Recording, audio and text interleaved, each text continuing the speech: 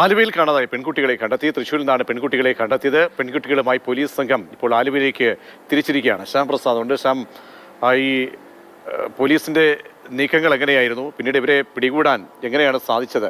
ഇപ്പോൾ അവരെ എവിടേക്കാണ്? ആലുവയിലേക്ക് തന്നെ കൊണ്ടുപോയി മറ്റു നടപടികൾ എങ്ങനെയായിരിക്കും ഇനി പൂർത്തീകരിക്കുക?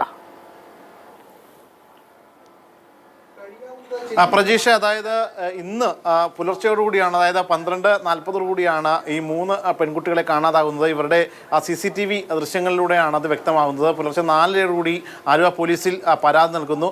ആ പരാതിയുടെ അടിസ്ഥാനത്തിൽ പോലീസ് നടത്തിയ തെരച്ചിലിനിടെയാണ് ഈ പെൺകുട്ടികളെ തൃശ്ശൂരിൽ നിന്ന് കണ്ടെത്തുന്നത്. തൃശ്ശൂർ റെയിൽവേ സ്റ്റേഷൻ പരിസരത്ത് നിന്നാണ് പെൺകുട്ടികളെ കണ്ടെത്തിയതെന്നാണ് മനസ്സിലാക്കാൻ കഴിയുന്നത്. ഈ പെൺകുട്ടികളുമായി പോലീസ് സംഘം ഇപ്പോൾ ആലുവയിലേക്ക് തിരിച്ചിട്ടുണ്ട്. 15, 16, 18 ഈ 3 പെൺകുട്ടികളാണ്. ഇവരുടെ പ്രായം ഇതാണ്. ഈ 18 വയസ്സായ പെൺകുട്ടി കഴിഞ്ഞ 8 വർഷമായിട്ട് ഈ വനിതാ സ്ഥാപനത്തിലുണ്ട്. ഈ പെൺകുട്ടിയുടെ കാലാവധി കഴിഞ്ഞു. സാധാരണഗതിയിൽ ചൈൽഡ് വെൽഫെയർ കമ്മിറ്റിയിൽ നിന്ന്, അതായത് ചൈൽഡ് ലൈനിൽ നിന്ന് വരുന്ന കുട്ടികളാണ് ഇവിടെ പാർപ്പിക്കുന്നത്. 18 വയസ്സ് കഴിഞ്ഞാൽ അവരെ ഇവിടെ നിന്നും മാറ്റുകയാണ് പതിവ്. പക്ഷേ ഈ പെൺകുട്ടി +2 പരീക്ഷ എഴുതി നിൽക്കുന്നതിനാൽ ആ പരീക്ഷ കഴിഞ്ഞ ശേഷം മാറ്റാനിരിക്കുകയായിരുന്നു. ആ ഘട്ടത്തിലാണ് പുതിയ 2 പെൺകുട്ടികൾ കൂടി അടുത്തായി വരുന്നത്. 8 മാസവും ശ്യാം പ്രസാദാണ് വിവരങ്ങൾ നൽകിയത്. അങ്ങനെ ആലുവയിൽ നിന്ന് കാണാതായ 3 പെൺകുട്ടികളെയാണ് പോലീസ് കണ്ടെത്താൻ കഴിഞ്ഞത്.